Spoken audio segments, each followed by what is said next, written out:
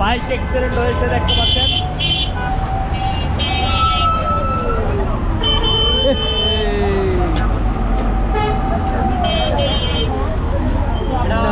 ভাই কি গুরুতর অ্যাক্সিডেন্ট হয়েছে? এটা কোন থানার মধ্যে পড়ছে? এটা শ্যামলী শ্যামলী শ্যামলী শ্যামলী আদাবর আদাবর আদাবর। ভয়ঙ্কর অ্যাক্সিডেন্ট হয়েছে দেখতে পাচ্ছেন। সামনে আসেন ভাই আপনি জানতো জান এই ট্রাক পিছাইতেছে কিন্তু দেশ ট্রাক কি যে একটা অবস্থা হয়েছে দেখেন, খুবই ভয়ঙ্কর অবস্থা দেখেন। মানে যে যেমন পারে এমনি চলতেছে, কেউ মানতেছে না।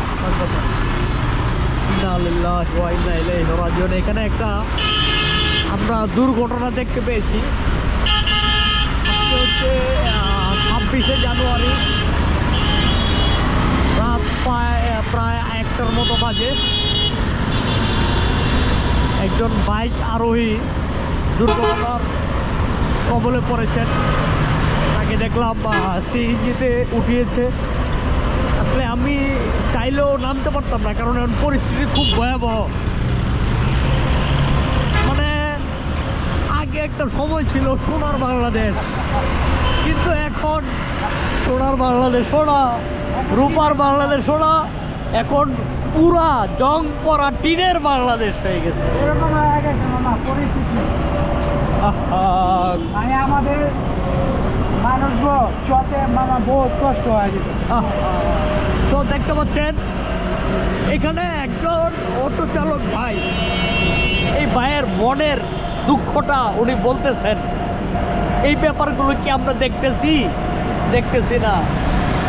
জিনিসপত্রের দাম অনেক বাড়তেছে। এরা সারা রাত পরিশ্রম করে অটো চালায়, রিক্সা চালায়, এরা কয় টাকা কামায় যে বলেন তো? কষ্ট হচ্ছে সুযোগ দিয়ে দেন।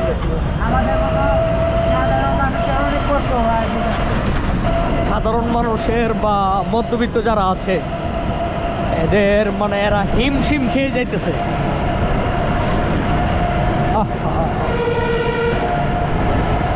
যাক, এখন আর কিছু বলার নাই, সব আল্লাহর উপরে ভরসা আর কি। মানে একটা সাজানো গোছানো একটা বাংলাদেশ 2024 সালে ধ্বংস হয়েছে। আমাদের বাংলাদেশটা অনেক একটা ভালো একটা দেশ ছিল, বুঝছেন? খুব পবিত্র একটা দেশ, বাংলাদেশ সম্মান করতে নাই। কিন্তু আমাদের বাংলাদেশটা নষ্ট করছি মনে করেন আমরাই, ঠিক আছে? আমরা বাঙালিরা ভালো না ভাই, বুঝছেন? সত্য কথা যেটা বলতেছি কথা, বুঝছেন? তাহলে এই বাংলাদেশের মতো কোনো দেশ নাই। না, একদম কঠিন একটা কথা কইছেন ভাই। আমাদের বাংলাদেশ হলো একের বাংলাদেশ একটা মামা, সবচেয়ে ভালো একটা সুন্দর একটা সম্মান। পৃথিবীর মধ্যে সবচেয়ে ভালো একটা দেশ যদি থাকে সেটা লেগে বাংলাদেশ। 1 নম্বরে আছে বাংলাদেশ, বুঝছেন? সুবহানাল্লাহ ভাই, আপনার এই কথাটা শুনে খুব ভালো লাগলো। যাক ভাই, আমিও খুশি, ঠিক আছে? কিন্তু আমার দেশটা ভালো চলুক আমরা চাই, জনগণও চাই, ঠিক আছে?